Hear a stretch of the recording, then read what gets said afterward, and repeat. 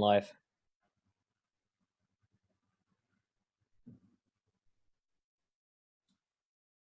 All right, it's live right now. Have people like that?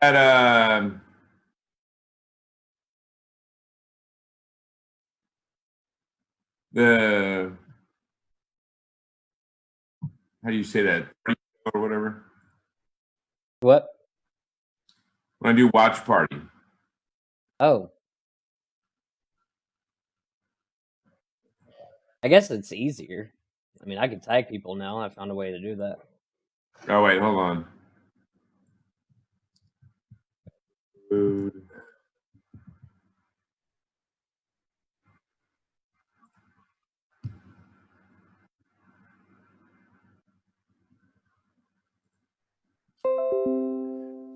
Okay, Mark, are we going?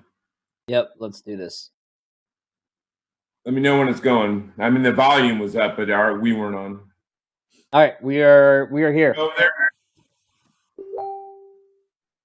It's just delayed. Hold on. Are we on? Yep. Okay, guys. Hello. Hey, everyone. Episode 18, StormCrow, Dreamers Talking to Dreamers. Can you believe that we're on episode 18? That's just insane. As always, you know my co-host, Mark Potter. And then, of course, the star, Lola. Hi, Lola. And then, of course, my name is JD Glasscock.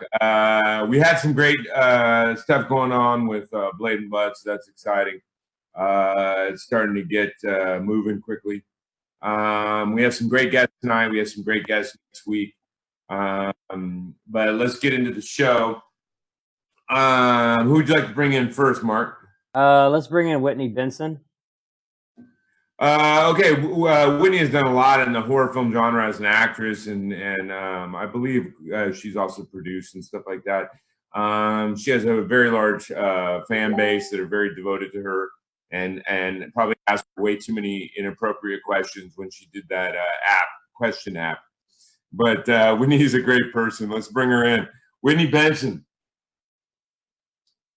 Hey, Whitney. Hey.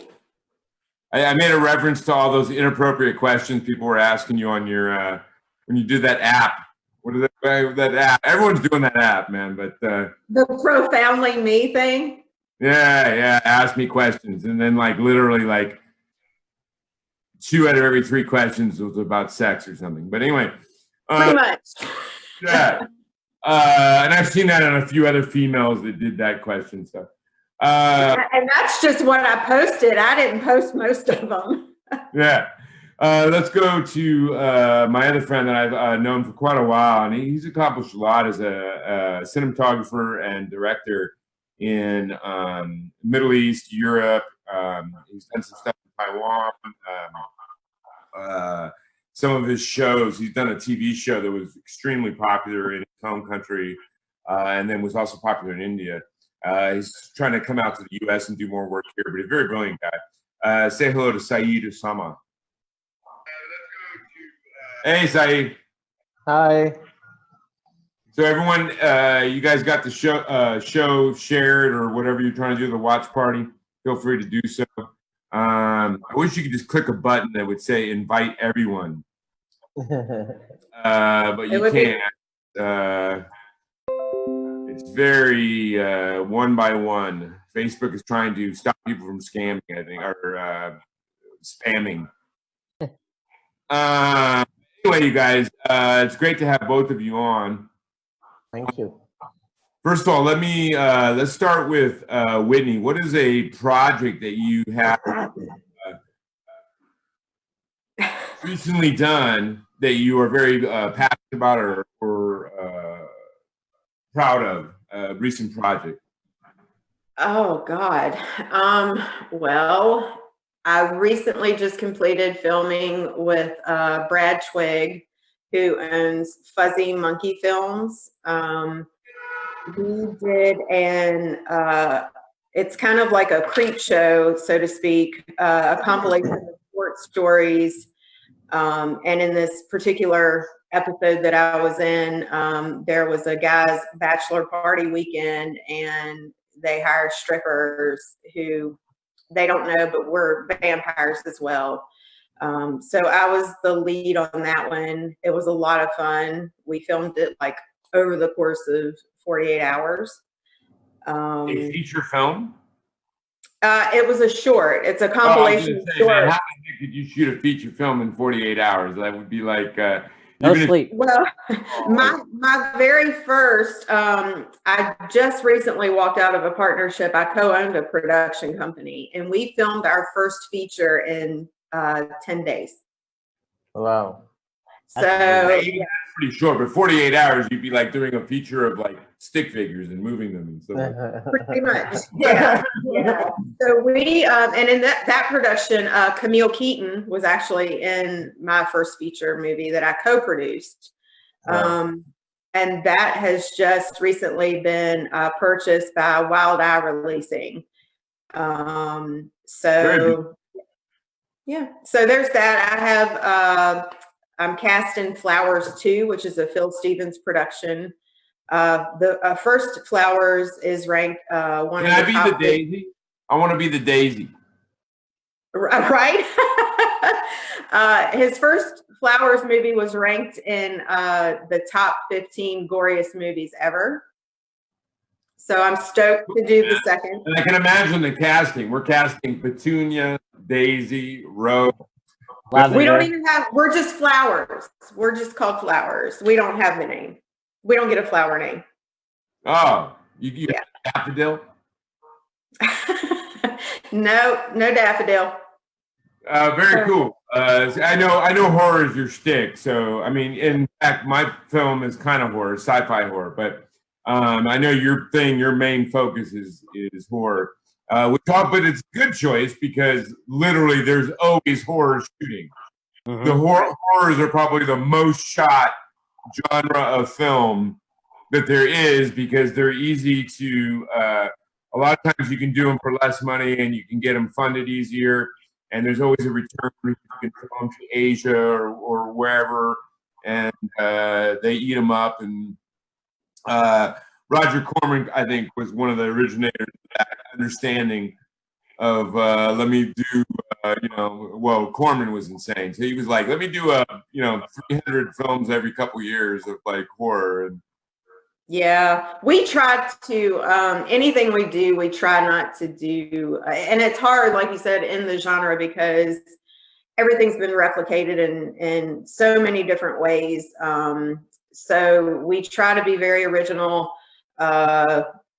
with the script, special effects, that kind of thing. And funding in the indie business is difficult for a lot of people unless you have that reputable.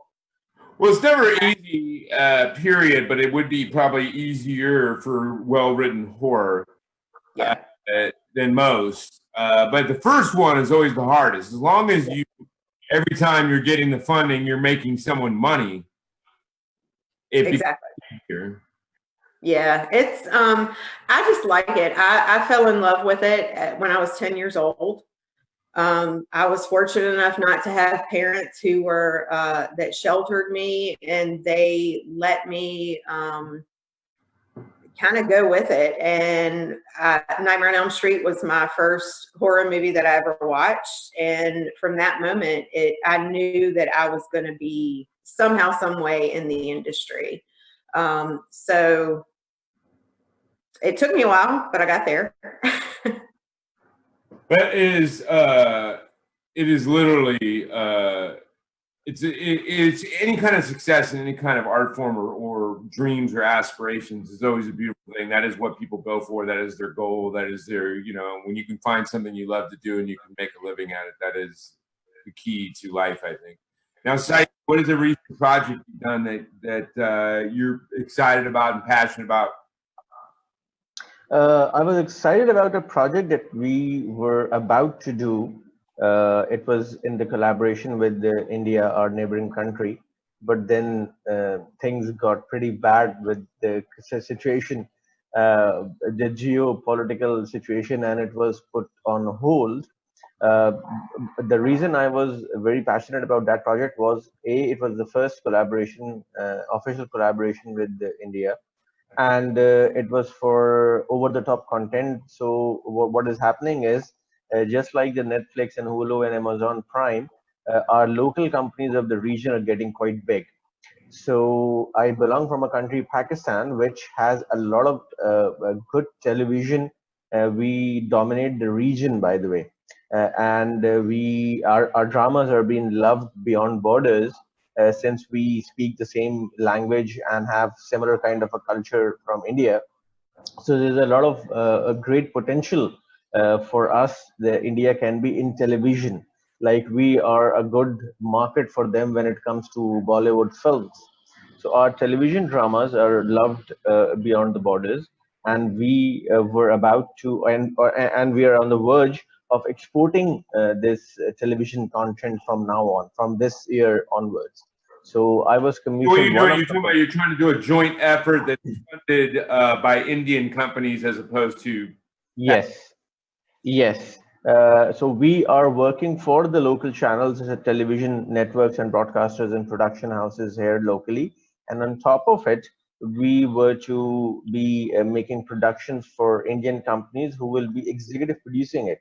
So they will be the financiers and investors, and we would make the productions for them that they can run over the web portal, because the world is getting more closer and closer, and the borders are virtually, now you can, it's very easy because of the Well, it's over internet. the top content.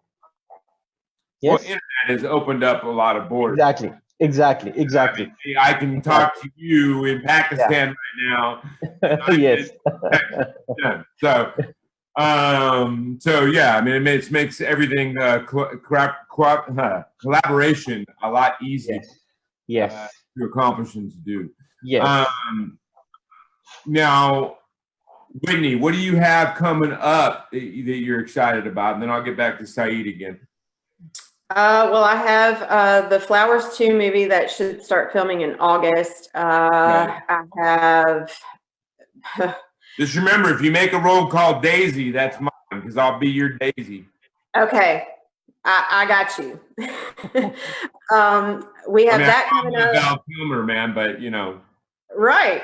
Yeah. I mean, we could always use an extra to, we need extra flowers to fill the field. Yeah.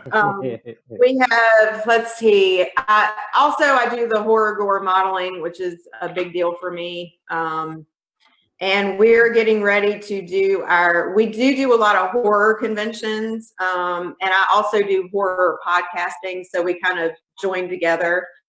But this year is the launch of our first ever cross country tour for the gorgeous group that I work for. And it's called Bloody Gorgeous, with gore in all caps. So you guys can check that out. I was just telling these guys. It's comprised of horror actresses? No, actually, no. We do a lot of local girls. There's a pretty strenuous application process. We do like a probationary period, because a lot of what we do is controversial. A lot of what we do, there's nudity. There's a lot of uncomfortable situations. We just wrapped at 1 a.m. this morning, filming at my house. You've seen my films, I'm hoping, because you should know that you'd be hard pressed to shock me. I'm not worried about boobs and.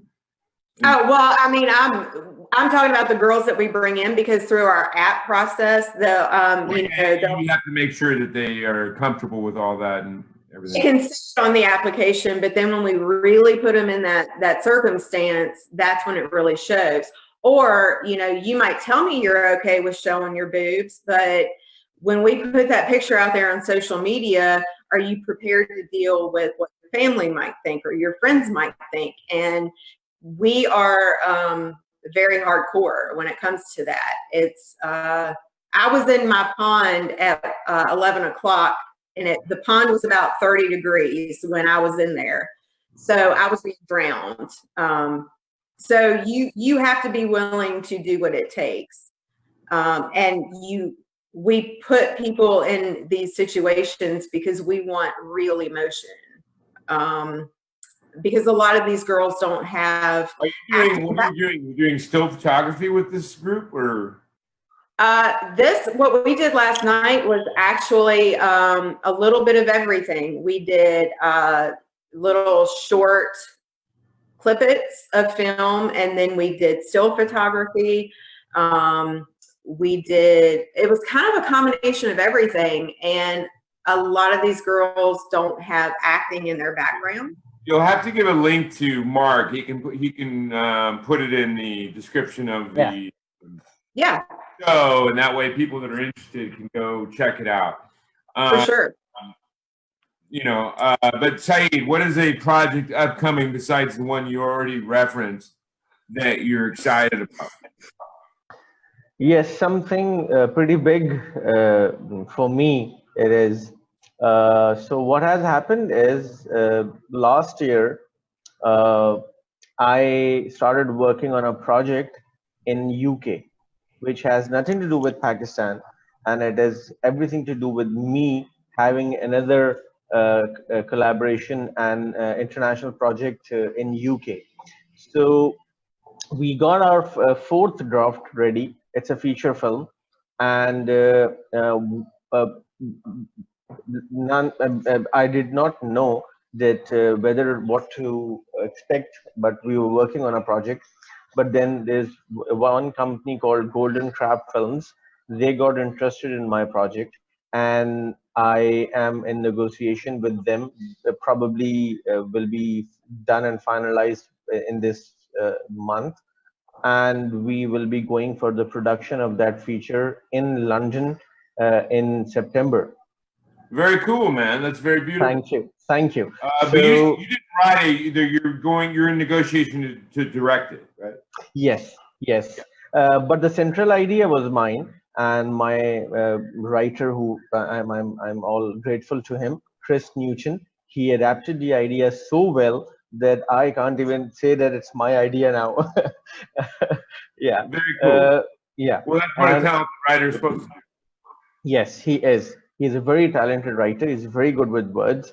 Since I'm reading scripts of almost all my life, he has written a wonderful script. It's a feature that revolves around emotions, and it's basically a romantic drama. So it's romance, and it'll allow you to not have bright noon sun TV lighting. No, it will be different there. Yeah, I know. You're always in TV. You're always kind of stuck. Yes. When yeah, of course. And I know lighting is important to you, like it is me, man. So, because for those at home, Syed, I believe you came up as a cinematographer right at first. Yes. And pushed into cinematography. This is interesting as well. In late 2015 and early 2016, I was doing a show which was unofficially, but it was the first model where India wanted to invest and take a production from Pakistan. But since these two countries have a very love and hate relationship with each other, so at that point we could not have officially gone about it that we are making a project for India, and they could not have gone about it like they are getting one project made from Pakistan. So what happened is I wanted to film that television series in direct cinema. When I looked around and got cinematographers on board, they did not know what direct cinema was or how to film it.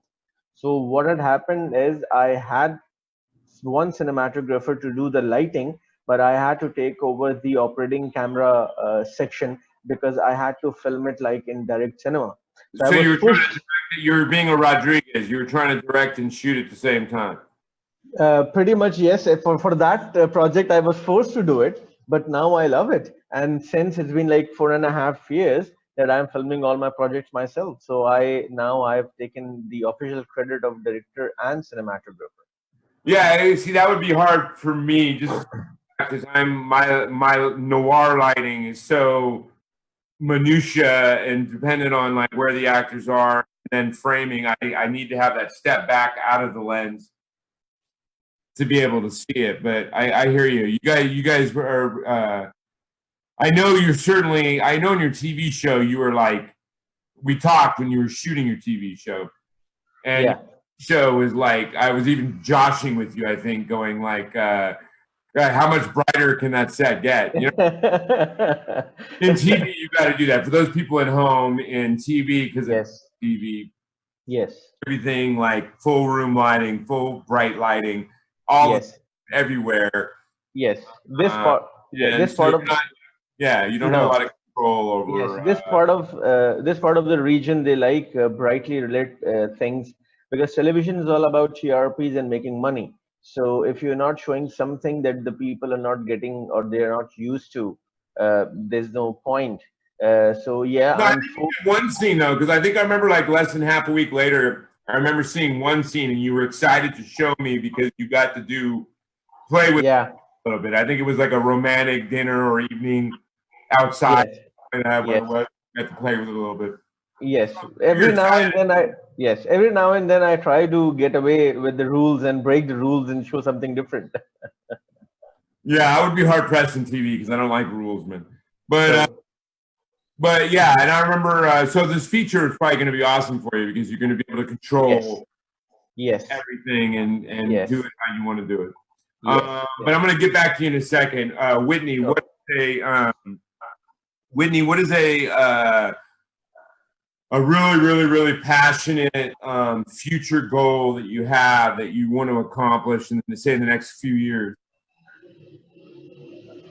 I would say that it will probably be to fully be able to have a feature, at least have like limited theatrical release. I know it's hard out of the gate to get nationwide, and I'm not at that caliber, if I ever will be.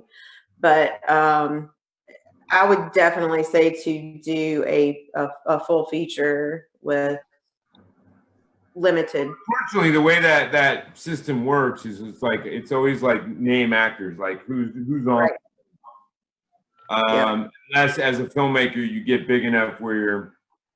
But even Tarantino uses name actors. So I mean, and I think where that comes into play for me is that being at horror conventions all the time and getting to interview, celebrities there, we make a lot of connections, and a lot of these actors that are there, have been out of the game for a couple of years, maybe several years, and they want to get back into it. They ventured into other things and they want to get the acting hat back on. And I've made some really, really good friendships with a lot of people at these conventions. So there's the potential. Sci-fi conventions, horror conventions, a lot of times they're mixed.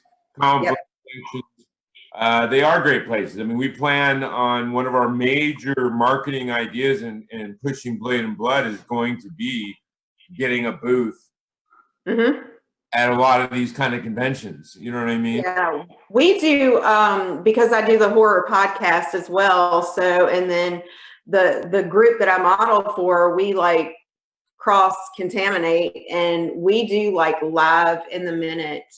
Let's stay in the flower imagery, and let's say you cross-pollinate.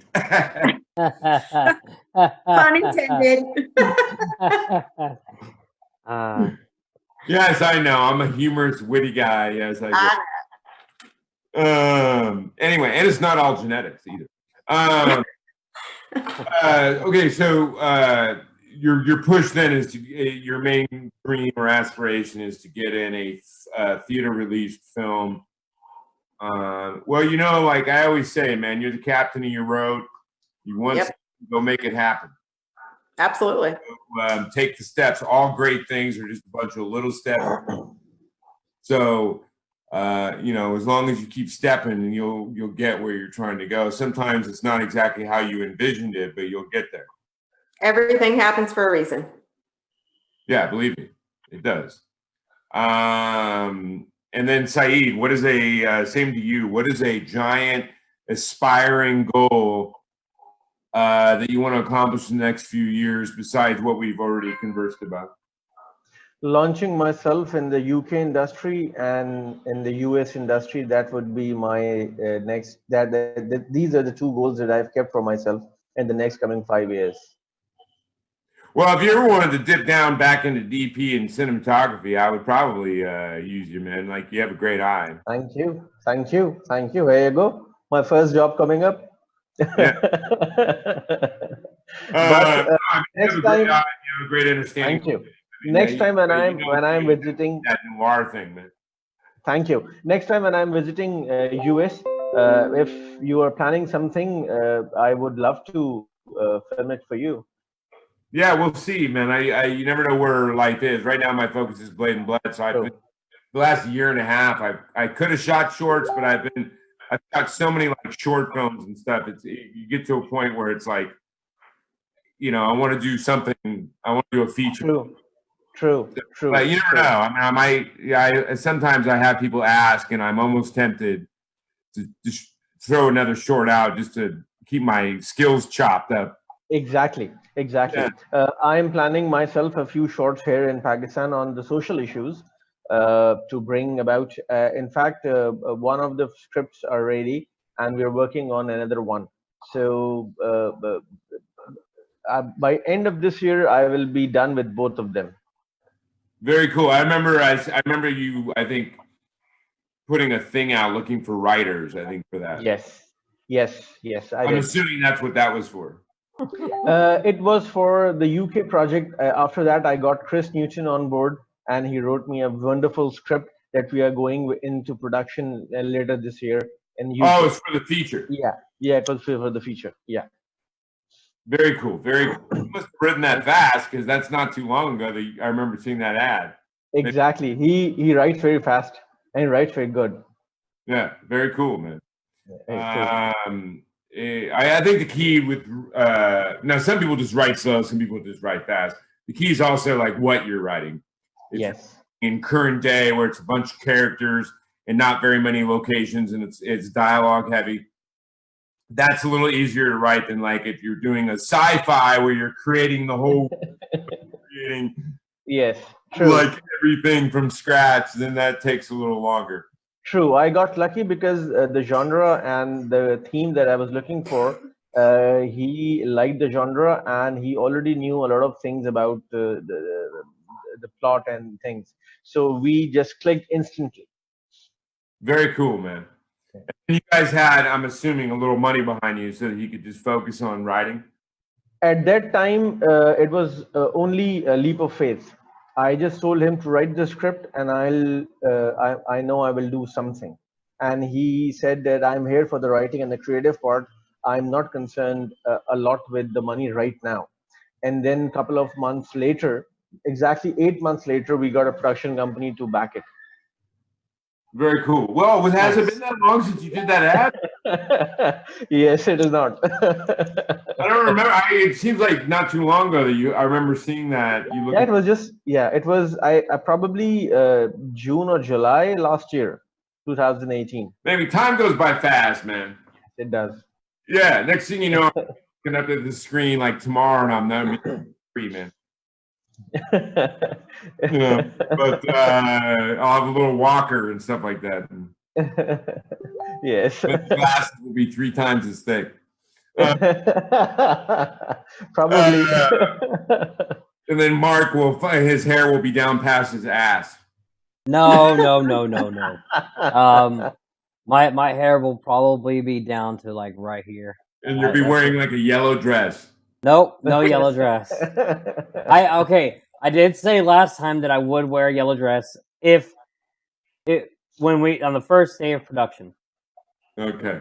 I don't know if I want to see that. That's the only time I wear a yellow dress. I don't know if I think you need to wear like a tight leather skirt. I think is what you need to wear.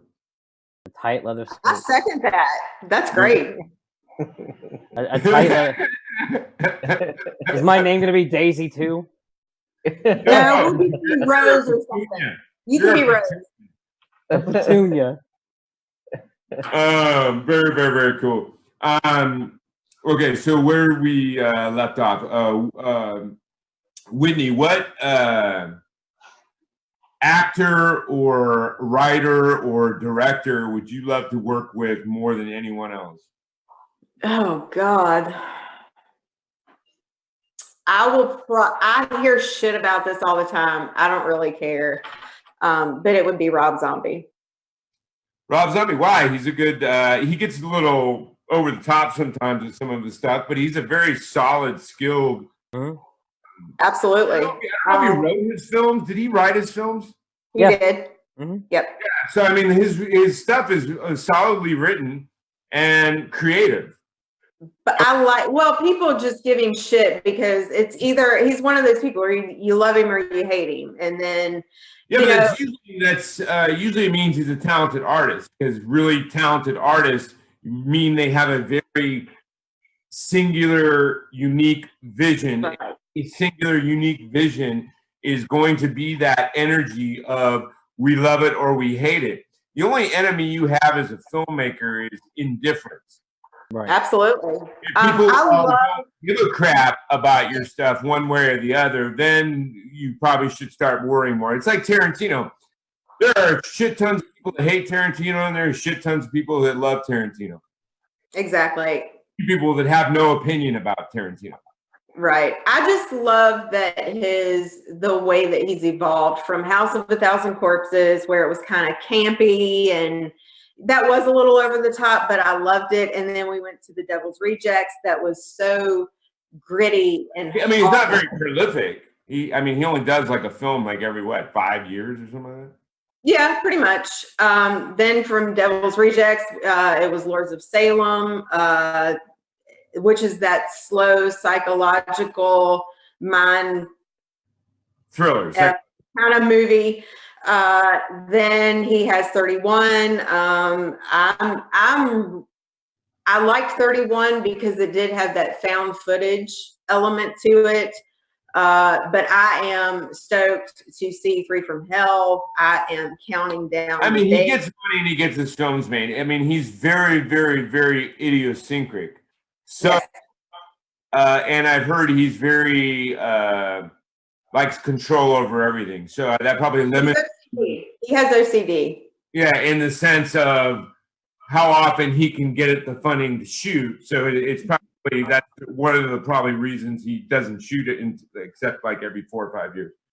Yeah, and I respect that. He's a perfectionist. He wants it right. He doesn't want a lot of bullshit and wasted time and waste of everybody else's time.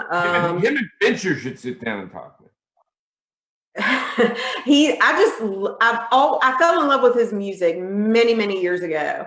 And then that's when he has so much multi-varied interest that. Right. And he does comic books, or he used to do comic books. I don't think he does them anymore. He's just brilliant in my mind, and he doesn't bullshit. You know, he tells it like it is, and if you don't like it, then you don't like it. And that's how I am. Like, I respect that, and I'm the same way. I think there's way too many people in today's society that do the eggshell walk of never wanting to offend anyone. Yes. Don't really say much of anything. Yeah, and I grew up just kind of being in the neighborhood. You know, I was an only child. I had to do that. I had to learn that. And, you know, when people ask me today, what's your opinion of, well, be careful what you ask for, because I might hurt your feelings. I'm going to give it to you 100%. And I'm not going to sugarcoat anything. And that's, I think, why. You know, we're going to talk about this. I'll bring it up in the next segment, because the next segment is more about that kind of universal conversations or whatever. And here we're trying to stick more on film. Let's go to Syed. And what writer, director, actor would you love to work with more than anyone else? Just choose one. It doesn't have to be all those. Just choose a person in those categories. It's a very tough one, because there are a lot of people I like their work, and I think just to add what you and Whitney was having a conversation, they say that as an artist, your job is to provoke a reaction, good or bad, that doesn't matter. So if you're getting good reaction, that is good. If you're getting bad reaction, even that is good because it's the same energy in a different vessel. It is Yeah, problematic I when can see people why are, we yeah, yeah, said yeah. indifference is Yes, it is problematic when the people are indifferent to your work. That means wrong. then you are not able to penetrate. Yeah. What you asked me, I think I like K. Night Shyamalan's work a lot. The way he tells the story, M. Night he Shyamalan? yes, because I like the way his selection of subject, his stories are very different, and the way he tells the stories is really different. It's Although I don't know, something. I mean, there are many things he's done I like. Like I liked this TV show he did. It didn't last. I think it only went 2 seasons or something like that. It was Yes, Matt yes, Dillon, the producer. yes. I thought that was done well. Lady in the Water is one example of his many work that is very different. Yeah, he's like Coen Brothers for me though, where he's Yes, very hit and more miss. like it. He's very. I either love his stuff or I don't care for it very much. Exactly that. Because like Glass, I had trouble with because it seemed like he was trying to appeal to everybody, and so he wasn't going he wasn't making a choice. He was trying to create this dark, foreboding thematic, but then he didn't show any of the violence or dark or foreboding. He cartooned it out so he could get a PG rating or something like that. And so it made no sense. It's like the thematic and the energy of the film and the look of the film was trying to be this dark, foreboding thing, and yet that you put all these little safety restraints on it so you could get a PG rating and like kids could see it. I'm like, so because it was a comic book reference, but you wanted to make that money. And to me, that's what I felt is that he was going for money instead of creating vision. We need to understand one thing. Freedom is direct opposite to security. I'll give you an example from my journey. When I did my sports feature film, the only feature film I've done till now that was released internationally, by the way, मैं हूँ Shahid Afridi, translated as I am Shahid Afridi. Shahid Afridi is a very good cricketer, a sports legend in Pakistan. So right after that, I was hired by a big production company here in Pakistan, and they told me to do a show, which was essentially based on Beauty and the Beast. So I made it a little darker, and it made a cult. So what happened was the next show, all those financial gurus, they came along and they started harnessing the security and the investment return kind of a thing. And the show that followed was like the example of Glass, where it had everything, but they did not let me be out there and did what I did in my previous show.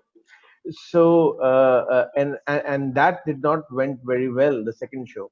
And then Yeah, for the you got to third, make yeah, a choice. If you want to, exactly. okay, like this is what I feel like. If he wanted to make a choice to make a comic book movie for kids and have a PG, then he should have done that fully.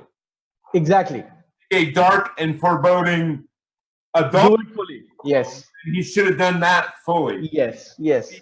That is a problem I have with anyone. If you're going to make an artistic decision, make it and go for it and commit 100% to it. What happened is when you what waffling. happened yes, what happens is when a lot of money is involved, then there's a constant battle of pulling things up, because people the investors and the finances, they also have insecurities, and their fears are quite understandable as well. Yeah, but So the it films happens. that blow up and make a crap ton of money are the ones that commit to a vision and go. Exactly. That's my point. The problem That's is the money point. guys are not creative guys. So money Yes. guys are accountants looking at analytics and going, hey, let's do a little bit of this film because that had success, and then let's do a little bit of film that had success, and mash all that together. But that doesn't work, and they don't. Exactly. And to quote Whitney when she was talking to Mark, She said there's very less original work in the industry. She's very right. She's absolutely right because of this Well, own. I mean, there is I think a bunch of original work, but it's not getting funded because, and that The was risks are too great. talking. I think I just mentioned this when we were talking to Voyage Media about Blade and Blood. They said your biggest strength is also your biggest challenge. Your script is so original and so not following a and stuff like that. So that's its greatest strength, its graphic novel feel. But that's its biggest challenge because it makes it a very hard sell to investors. Because investors want to see something that reminds them of 100 other films. They want that formulaic. True. It like goes, hey, that's like all these films that all like at least made their investment back. True. That is the money fear that's talking. Yeah, I mean, so that's why they said, hey, we love your stuff, but you're going to have to get a third of the equity. Once a third of the equity's there, then we can get these guys to not be as nervous and whatever. But so I agree with you. And, you know, so if people original stuff and it's not top-notch skill-wise writing, everything else, and they don't have the accolades behind them, it would be very difficult to get going because they want that. You know, it's like the band. Okay, so like let's use an example of music. So Motley Crue makes it. They're big, they're huge, all that stuff. They were very original. They had to fight their way in. They got there. They became successful. Now all of a sudden, every label wants 1,000 Motley Crues. But they want it more toned down, and they want to control it. Yes. Give me 1,000 Motley Crues, but tone them down a bit, make them safer. And they didn't quite get why Motley Crue was big to begin with. They weren't safe. And that's kind of like how financiers look at things. And that's how, you know what I mean? I don't know. I mean, my goal is if I get where I'm going as a filmmaker is to then open doorways to people behind me based on just pure originality and talent. That's what Tarantino did. He's the guy that allowed, was it Saw or Hostel? One of those guys. He found Rodriguez. He found them. He found Robert Rodriguez wouldn't have a career without. And he went back and just found. He's done that many times. Found people that probably wouldn't have been able to get in otherwise. You know what I mean? And he True. And all that kind of stuff. So True. we need innovative people that make it in whatever field, and then they need to reach back and help other people along the line. True.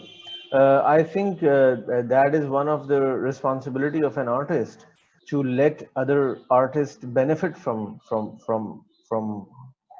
you, because you want to make things a little better for other artists.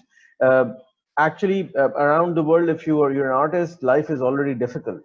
On a lot of levels, it is difficult. On the financial level, on the personal struggle level, on the facing your own demon level. You know.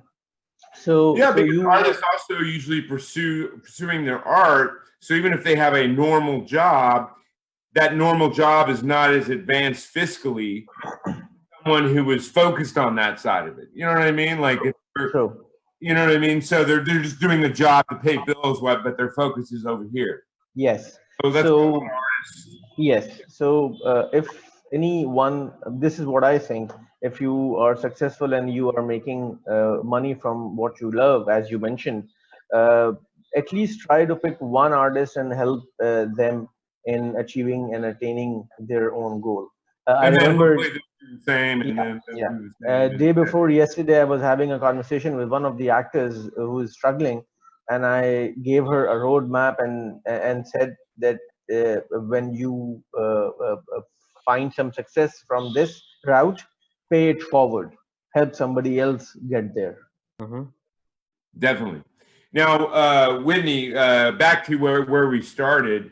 Will that be the last time you do that question app of ask me a question? You know, I was debating on doing it again, but then I'm seriously considering the one on Instagram that is kind of the ask me anything, and you can either type your response, you can film it, that sort of thing. So I'll give it a couple Instagram, that's funny. Syed, you know that app that everybody, mostly women, have been using? It says on Facebook, ask me a question, whatever, anonymously. She did it, and literally, like three out of every four comments was something about her anatomy or sex life or pretty much. Yeah, my phone, and it goes for 48 hours unless you stop it. So my phone was just like blowing up with all of these messages. And then you have the option, of course, to say who you are if you want to not be anonymous. But there was several that I just didn't even post because they were, I mean, I don't get offended, but they were just like, whoa. Very, very, yeah, I can hear you. I feel you. It's sad because what people should ask is the art and what you are doing and how you're doing it, instead of these very basic questions. Yeah, that they were crazy. man. You're trying to incur depth into people, and a lot of majority of people do not have like a ton of Yep. man. So No. and especially they probably saw that question after they just watched like 28 hours of porn straight. So they're like, oh yeah, okay. There's one more thing I want to add here. Get away with. There's one more thing I want to add here. It has been quite a while when somebody has actually asked me an intelligent question, and I miss that.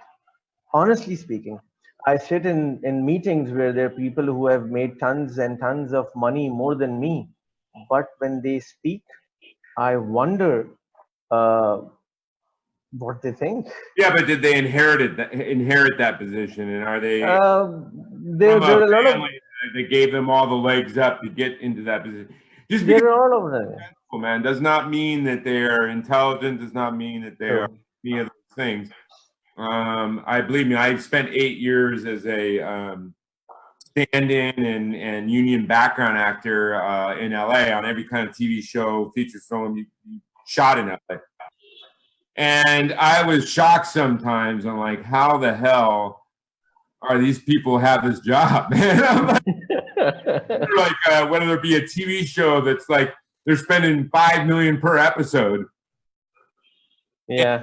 And, the writers are like horrible. You know what I mean? You're like, where did you get these writers? Like, there's so much budget in this TV show, and then they wonder why at the end of season 1 they're canceled. But you know, but then you find out much of it is nepotism. Much of it is. I worked on a TV show once. I won't name it, but all their writing staff was coming from one writer's camp that cost a ton of money to go to, and you had to be connected to even be invited to the camp. And the showrunners, producers owned a big piece of the writer's camp. Exactly. Unfortunately, or fortunately, if it depends how you want to use it, it is happening around the world. It's the same thing in Pakistan. It's the same thing in UK. It's the same thing in US.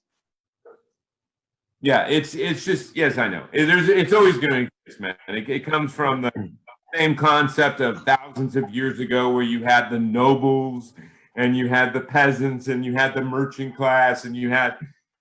I think that's gone now. Money talks, bullshit walks. Yeah, exactly. So it's just what it is. I mean, me personally, that's not how I hire. I hire based on I want my product to be the best that it can be. It means I'm going to try to hire the best that I can get at each position. I mean, True. Yeah, but anyway, okay, guys, we are going to take, for those that we love all of you, our audience, and I hope you're loving the show. I'm loving the show. It's a great guest. We're going to take a 5-minute break. Let our guests go get a drink, go to the restroom. We're going to let Mark Mark has to do a nightly lightsaber routine to keep his skills practice. So he's going to, and then although he does have the caveat from his future wife where he has to go outside to do it because he broke too many things inside the apartment. So you know, but we're going to be back in 5 minutes, guys. So don't go nowhere. And when we get back, we're going to be doing our roundtable about life in the world. And I'm going to bring up what we were starting to kind of converse about the eggshell society, eggshell walk society, or being more outspoken and blunt and direct with what you're saying. I think we did that once, like maybe a month and a half, 2 months ago in one episode, but we'll bring it up again. It's a good subject. But the first question I ask all my guests when we come off break, and I'll let you think about it over the break, is best film you've seen in the last 2 years and why? Okay, so that guess. And then you guys have been watching StormCrow, dreamers talking to dreamers. Keep dreaming. We'll see you in 5. JD, Lola, say see you in 5. See you in 5. Okay. All right, you guys, 5 minutes and we'll come back on. Cool.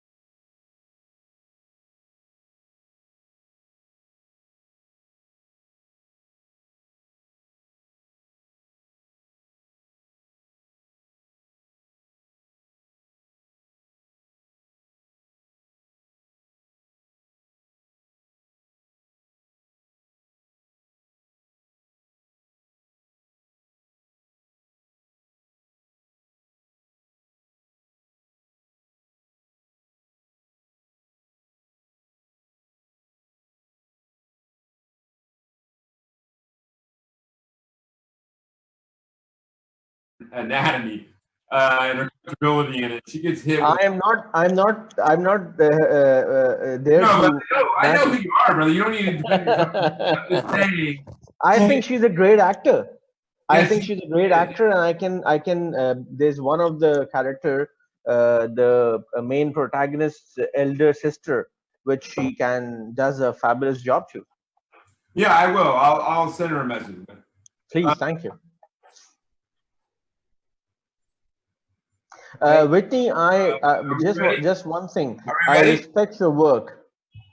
Oh, thank you so much. That means a You're lot. welcome. You're always welcome. Appreciate that. All right, ready? And then, hey, before we start, Mark, I talked to that guy earlier that wants to do. There's a guy we're talking to that wants to do basically bump the budget for Blade and Blood all the way up to 20 million and add Yeah. actors and all that stuff. So by tomorrow, he just sent me the email. I got to give it to you, Mark. Tomorrow, I need you to make a second top sheet with $20 million. Just stick the A-list actor. Just grab some A-list actors you think would fit the role. Just to shove them in there as a sample. Okay. But I need you to get it done tomorrow. Just a rudimentary top sheet investment with 20 million. Just take what you have to do, like insert. Hard to do at a retail job. But anyway, we'll talk about it when we get done here. Anyway, let's get going. Bring the show back up. All right, we're here. Okay, guys, we're back. We're back. We got Syed, we got Whitney, we got Mark, we got Lola, and then of course me and JD. We did have a weird happenstance. He healed, but Mark did pull a quadriceps in a spinning lightsaber routine. But he was able to survive and came back to the show because he's that kind of guy. Even injured, he comes to play. And I didn't hear any shattering of light fixtures. I was Mark. outside. The outside is obliterated. Like trees everywhere, laying on the ground, cars exploding into other cars, you know. I don't know, but hey, to let you guys know, the day that Blade and Blood gets funded, Mark has said he's going to wear a tight leather skirt and a yellow flower blouse. Yes. Day one of production, that is it. Day one of production, that is it. StormCrow's very excited about that. I think the next step is stilettos, but we'll start. Oh, now we're gonna have you wear pumps. You got to go baby steps you can't just go right into stilettos. No, I think you need to get them like high boots with stilettos. I think that's what it is, man. I think that's next. What we need. And then I guess from there you're gonna want me to be drag queen too. Hey, dude, let's not get crazy, man. Anyway, okay, guys. So I gave you a question over the break. We'll start with Whitney. What is the best film you've seen in the last 2 years, and why?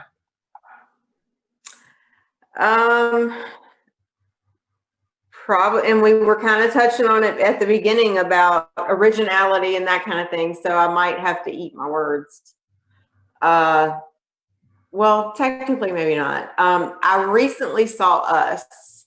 Well, with the weekend it came out, and I fell in love with that movie. I'm not familiar with the movie. What is it about? Us by Jordan Peele.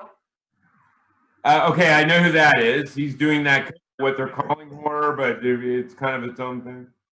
Yeah, his first movie was, and he's a comedian, so he partnered with Blumhouse Productions, and I'm a Blumhouse whore. Like anything they do, I love. So I he think they're going to approach them with Blade and Blood, but they're a difficult group to approach. I've heard that. But he went to them and did Get Out, which everybody raved about. I absolutely hated that movie. And then when I heard that Us was coming out, I thought, I don't know. I'll give it a shot. But he redeemed we're in a himself world where in my book with that players movie. It are was so good. It was original. It had really good kind of comedic moments, well timed. It was beautiful in my opinion. Yeah, he got himself in trouble, I think, recently because he said, I'm never going to have a white lead actor, I think is what he said. Yep. I'm like, I think it's a ridiculous thing. This guy has been doing press junkets nonstop for like the last year and a half. The guy has a microphone in his face literally all the time. Right. There is no way in heck you are filtering everything that's coming through your brain as you're constantly being interviewed over and over and over and over and over again by everybody and their brother. Mm-hmm. It's the job of the journalist to basically try to get people to say stuff like that so that they Right. some sensation to whatever they're doing, whatever magazine they're working on or working for, or whatever TV show. That's their goal, is to try to get you to say something controversial. Mm-hmm. Yeah, I mean, I thought that was I don't really think that's a big deal, personally. You know, I think people make mountains out of molehills, man. Well, and that we as a society have, like you talked earlier, have become so nervous and scared to say anything, or, you know, if you look at someone wrong, there's the potential that it's twisted and it's an improper walk society. But Syed, what is the best movie you've seen in the last 2 years and why? Well, it's not in last 2 years, but there's one film that had I've seen it, and that film has always been with me. It's known as K-Pax. Jeff Bridges and wait, what is it called? I'm a huge Jeff Bridges fan. So what was it called? K-Pax. K as a capital. K-Pax. As in the passenger of K. K-Pax. I think your accent, I can't get the word. Probably. It is Kevin Spacey and Jeff Bridges, called K-Pax. I don't remember that film, man. Do you remember that film, Mark? It's a great film. Real quick. Watch it. When did it come out? It's an old film, as in I think early 2000s, if I'm not mistaken. But it is a wonderful film. It's a both of those guys are brilliant actors. All right, so yes. I found it. Did you? Yes, okay. I did find it. So I will not ruin the film for you guys, but I'll just tell you that Jeff Bridges is a doctor, and Kevin Spacey is a person who claims that he is from planet K and is just a passenger, and he is just visiting through, and on his journey he has stopped over on Earth to see how we live. And it is a phenomenal film, and the objectivity of our society and the people who we are and everything is just mind-blowing.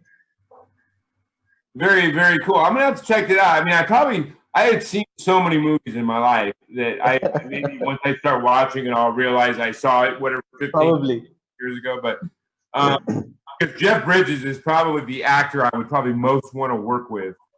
If I had like just a carte blanche pick of an actor, that would probably be because The Big Lebowski to me is one of the better films ever made. That's true. Comedy, it had drama, it had so many different elements in it.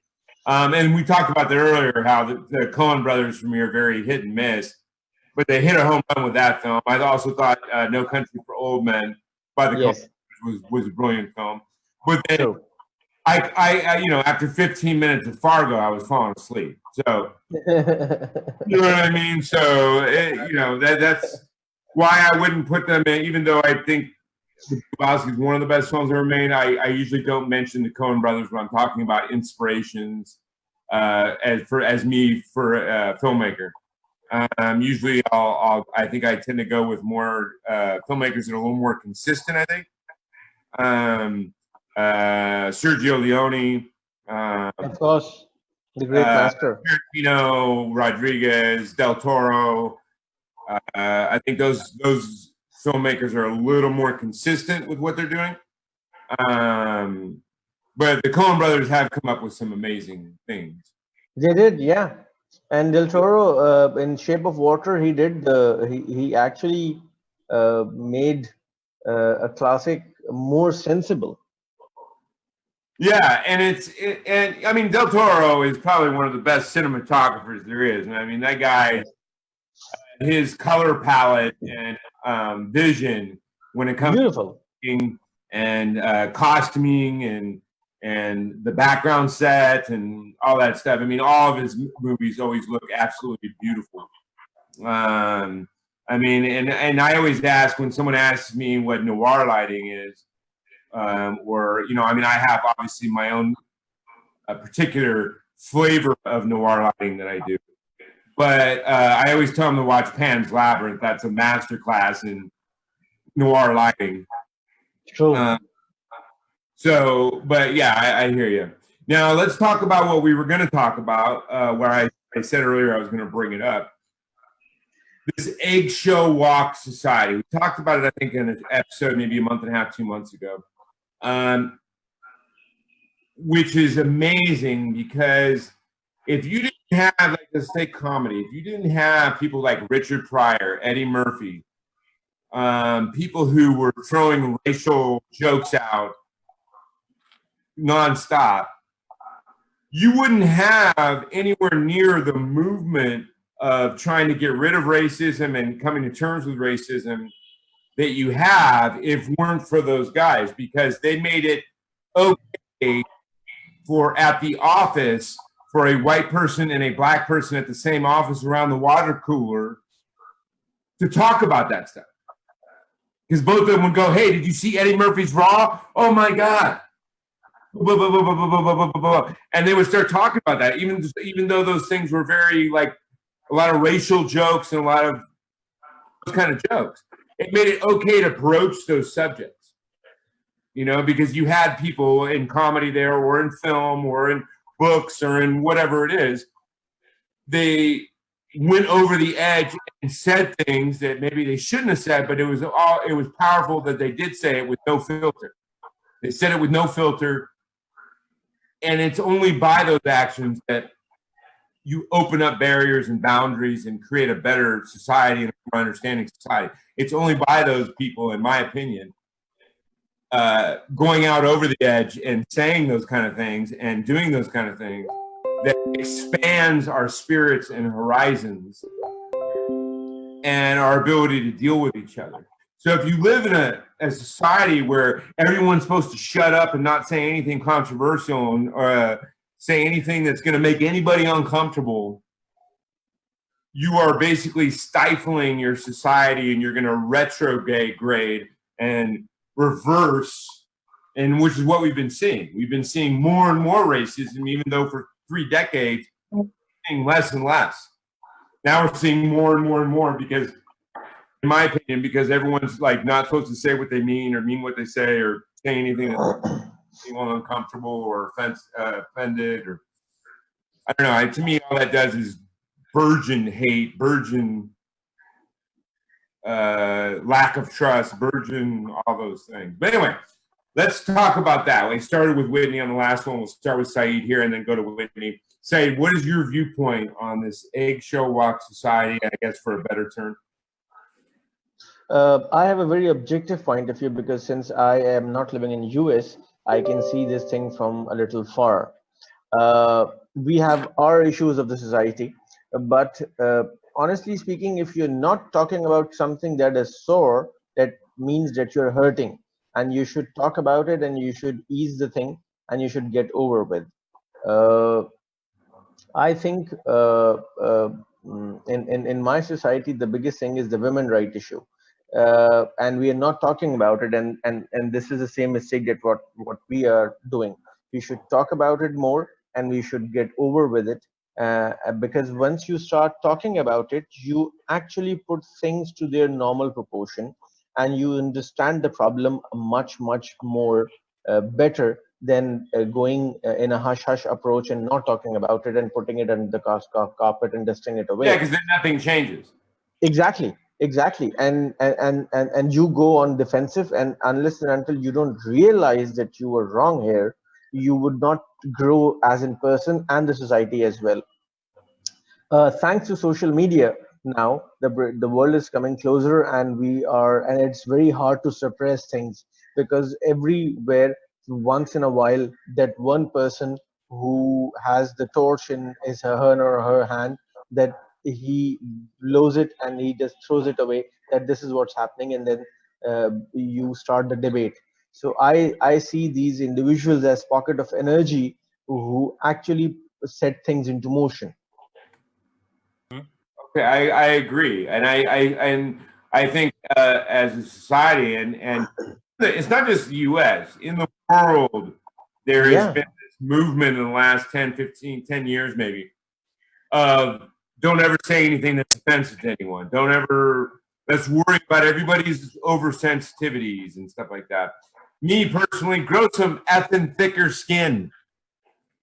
You know what I mean? That's like part of growing up. You got to be able to take someone saying something you find offensive. Walk away. Don't listen.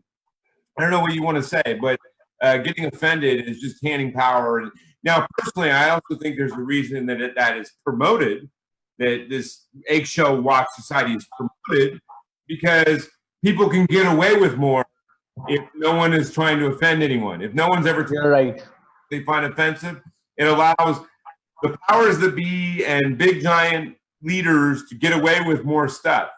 And so personally, I think that was a created thing specifically to do that, because they realize we're in the internet world. If we don't do something to kind of counterbalance the amount of information people have access to, we're not gonna be able to get away with anything. And so, that's what I see, is that a lot of this is created to keep everything hush hush and no one gets offended. That allows people to then get away with more stuff. But you're absolutely right. I'm an advocate of people saying what they feel, feeling what they say. If someone's being an asshole, then fine, say you're an asshole. But they should have the right to blather what they want to blather. You know what starts to happen is, let's take the example that you have given, that if somebody is an asshole, just call him an asshole. But what will happen if you are calling him an asshole is, you will have a way with him and you will start to coexist, and the people who wants to divide you and sell their set of ideas will then get into trouble. So that is why they don't want to promote this kind of thinking. Yeah, like if we punish every person that actually says what they feel, then people will stop doing it, and then Exactly. Yeah, but it's like a weird snakish way of going around the Bill of Rights and the freedom of speech.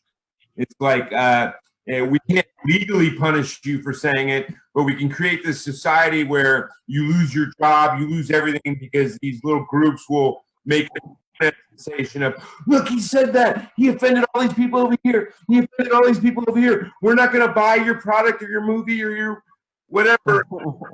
This guy's fired. He's blackballed. He's whatever it is. And then people stop wanting to do that, say what they want to say. Now, there are, to me, valid points. These producers that were like telling women to screw them for their career, yeah, they deserved what they got. I think they went a little overboard, and then all of a sudden, like, someone just made I think they were talking about Biden. Biden touched a woman's shoulder. Oh my God! They were then putting him in the same category as the producer that told a lady to screw him for a job. Those things are not even close to being the same thing. So, there's got to be a level of a different level. You know what I mean? Well, and then you. I'll tell you a very interesting thing. It also had started in Pakistan, by the way. And there's one show that is called Lux Style Awards, and that is the biggest advertising and performance-based shows. It's just like our Academy Awards, and people are withdrawing their nominations because they are standing with women right and against sexual harassment. So, and I agree, but I mean, but there's harassment of every kind. We had a female rapper come out and straight up admit that before she became famous, she used to drug dudes, get them into a hotel room, drug them, and rob them. Like a well-known rapper, and nothing happened. Nothing. No one said a word to her because it was a woman. I'm like, I'm all for the power of like anti-harassment, all that stuff, but it's got to go both directions, man. It's got to go. Let's hear what Whitney has to say on this. Yeah, I want to ask Whitney like the whole concept. Yeah, I'm of the same with you guys. I think that since everyone has learned now to just say "poor me" and horribly just it infuriates me sometimes how far out of hand that we as a society have become. And it's funny because when I was smaller, you used to hear your grandmother or something say, well, we would get our ass beat or, something to that nature. And everybody ended up fine. But now it's just like, oh my God, he patted me on my arm, and they're screaming Abuse. they've been hurt horribly and they're going to die. It's, and we're only making it worse because we continue to accept that behavior.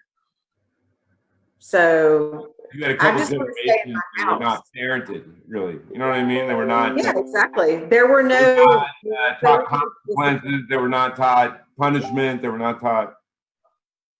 Absolutely, yeah. Yeah. Yeah, I agree. Now, what do you think of overall on a society? I mean, my personal opinion is I just think we need more and more people speaking out and saying feel to counterbalance that. But when people are losing their jobs over it, some of which probably deserve to lose, but then I'm seeing people that are losing their jobs for over some crap that doesn't really have any meaning to begin with. So it's kind of, I don't know, it's like a fine line to walk. Now, Whitney, what would you say is a good solution to it? Oh, I don't know if I have a good solution for that, honestly. Because I feel like we're so far into the rabbit hole with how everything has become that we can't step back and say, let's approach this a different way. It's just like everybody, it's a cry wolf. Everybody wants to be on that train and they want to be like, I'm the victim. Because it gets them attention. It's attention, and I know that there are issues and things that have happened that are truly legit. But when you have people who know that they can say something like that and get instant recognition, it boils my blood. Yeah. I mean, a great example is the actor we will not name recently that faked his own assault. Right. You know what I mean? But yeah, and that back. This is also happening? Huh? I did not know this. Oh, This yeah. is also happening. Oh, yeah. Oh yeah, an actor faked his own assault said that they attacked him and threw racial slurs and homophobic slurs and attacked him and beat him. Put him on I mean, how much attention one needs? He actually hired those guys to do all that. How much attention one needs? Oh, man, I don't, because it's not something I would ever even contemplate. And like literally in a film that I wrote, and it was a created movie script as opposed to. But yeah, I hear you. Okay, so let's move on to something else. Mark, what is your question? I know you got one. I know it's burning the tip of your tongue. I actually don't have one this week. Oh my God! Yeah. Oh my God. See what happens when you spend too much time with your lightsaber, Mark? No, I've like today is like the first day of my my break away from work. So, and I've been putting a lot more hours. I'm actually going into overtime this week. All right, we'll come up with a question on the fly. Go, Mark. Go. Okay. If you go any place around the world, what would it be? That's a good Anywhere. one. Ooh. Syed, let's start with you. Where would you go if you could go anywhere around the world? I didn't hear you say who. Syed. I am planning to visit Bhutan for two reasons. A, that is the only country in the whole world who do not calculate gross domestic product. They calculate gross domestic happiness. They value and quantify happiness, and they say that all the product has nothing to do if you're not happy. So, I want to visit the country, and I'm planning to visit Bhutan. Where is this country? It is right next to Nepal. Okay. Northeastern side of India, if you have an idea. So between India and Russia, is that what that is? Russia, in between India and China. Okay, yeah, that's right. Russia's northeast. Yeah, Russia borders with China. Southeast. So you're talking about like, okay. Yes. Got it. So I want to meet the happy people, and I want to see how they are living their life. And secondly, probably I'll go and do some photography and have some time out from filmmaking. If I can do this, probably something in next year. Very cool. You'll have to show me some photos. I will. Yeah. Okay, Whitney, now you, if you could go anywhere in the world. I would say Egypt.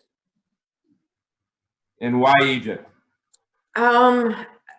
As a child, I was always fascinated with the pyramids, the mummies, sarcophaguses, King Tut. For whatever reason, it just amazed me. So I would love to go see that. Very cool. Me, it would be my last name, Glasscock is Scottish. It would probably be Scotland, the Highlands. I've never been there. I could, I could see my ancestry. I could see really how close Highlanders are with their goats.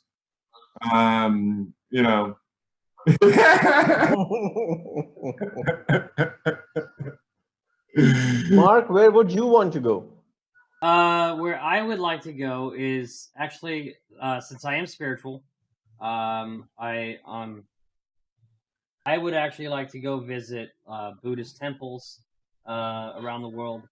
I would actually like to go, as far as my Celtic side, go to the Stonehenge and meditate under the Stonehenge. And then Egypt, just everywhere. I would like to travel around the world for about a year.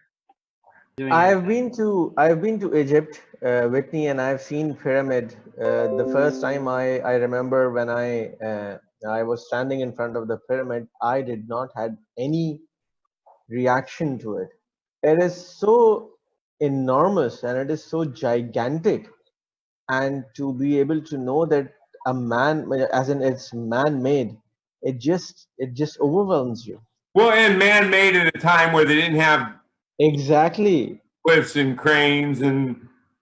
Oh yeah. Exactly. Yeah. Yeah. So yeah, I mean I think there's another something along those lines they found not too long ago, maybe like 2-3 decades, 4 decades ago. And I'm trying to remember where. It might be in South America. It was like a city of such design that it was like they dug it up or whatever and then excavated it. But they said the design of the city. I'm trying to remember where.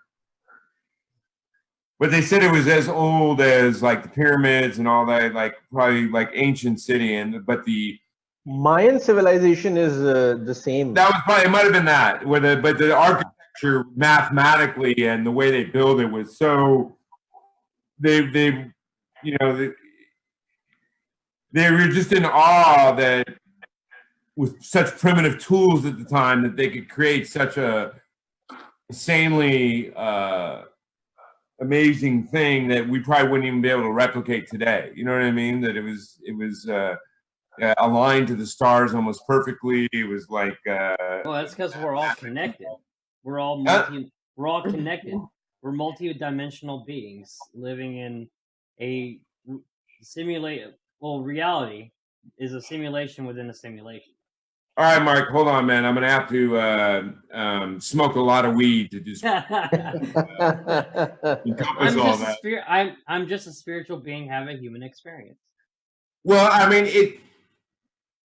we are bioelectric beings, so therefore, people. This is what I try to relate to people. If you're a scientist, if you're a religious person, it's just different terminology for like a lot of the same things, man. So when people say their chakra or their energy or their anything like that, our bodies are constantly emitting bioelectric energy. So that's what, to me, they're referencing. You know what I mean? Like, and then it is scientifically been proven you have areas in your body where that bioelectric energy is more focused. So whether up here, where your major organs are doing their work, your brain, which is constantly needing that kind of energy. Oh, I can talk about this all day. What I'm wearing now, I just got this, and it's actually been helping, is the magnetic healing bracelet. Because is it hematite? Your body has, your blood has iron in it. So the simple thing it does that it's been proven to do is it will help your blood circulation, because it's drawing the blood, forcing your heart to send it, which then helps get rid of clots, helps circulate your blood. It helps your heart not have to work as hard because it's got something else helping it push blood. You know, and you notice most things that most illnesses that older people start getting, most of them start with their deteriorating blood circulation. Right. Or blood pressure not being regulated. The potatoes they ate, the whatever they drank, smoked, whatever it is their blood circulation starts getting less, which then causes a host of other health issues.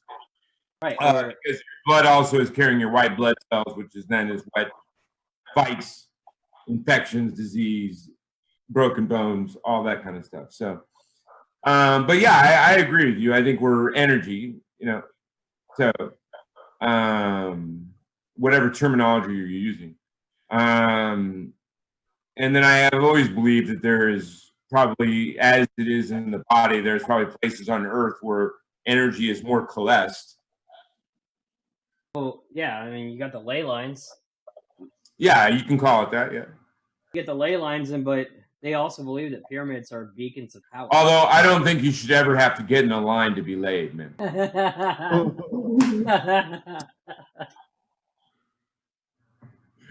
And I got a million of them, I'm telling you. Anyway, you guys, it's been amazing talking to all of you. And it's a good thing. Thank you. And we talked about some serious stuff. We talked about some light stuff. We talked about your film careers. You know, Mark, I'm sure he's going to stay up on this in the next 2 or 3 days. He's going to put some links to it where people can find you and support your aspirations. Thank you, Mark. Though he's brilliant at that, and he's going to get on it. And at the same time, get that budget thing done tomorrow. I love you, Mark. You're the best. Alex is not going to like you. Yeah. Oh, she loves me. What are you talking about, man? Don't be pretend. Oh no, because this is going to be my day tomorrow.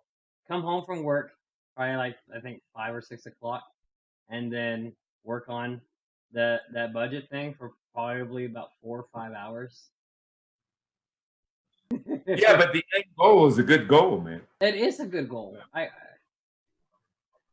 But anyway, we'll tell her I love her, and it's all your fault. Okay, I will. It's always my fault. But anyway, you guys, it's great having you on the show. You know, we'll do it again sometime when you've gotten a few more projects something completed you want to come talk about, we'll have you back on. And as always, thank you for people that are viewing or that will view or that did view and stop viewing but will view again, or the people that might in the future view but then wait a few days and view more and then come back and view more, and then it becomes a time loop that's all stuck into one thing, and it's beautiful. We love you all for all of that. Thank you. Language. Thank you. Syed is an amazing guy. Whitney is an amazing woman. I'm sure they will accomplish and any aspiration they have and pursue. Whitney will be in a theatrical release film. I hope so. Yeah, well, come on. All the best to you, Whitney. One step forward. And then a lovely, who just went behind you, Syed? Someone just. It is 8:30. So the house helper has arrived for the cleaning of the house and all. Gotcha. And then Syed is going to break out into the U.S. and break out into England, all that kind of stuff. And we know he will accomplish that. But anyway, you guys watching StormCrow. Dream was talking to dreamers. You got Whitney, you got Syed, you got Mark, you got Lola, you got me, JD. Next week we're going to have a great show. We're going to have an amazing writer, actress, producer, and then we're going to have an actual local band of a huge local DFW band come pop in. It has a huge following in Dallas, Fort Worth area. So that'll be interesting as well. We love y'all. Wish you nothing but love and blessings in all your dreams and aspirations. Remember, StormCrow, dreamers talking to dreamers. Keep dreaming. See you next week. Thank you. Bye-bye. night. Bye. Bye.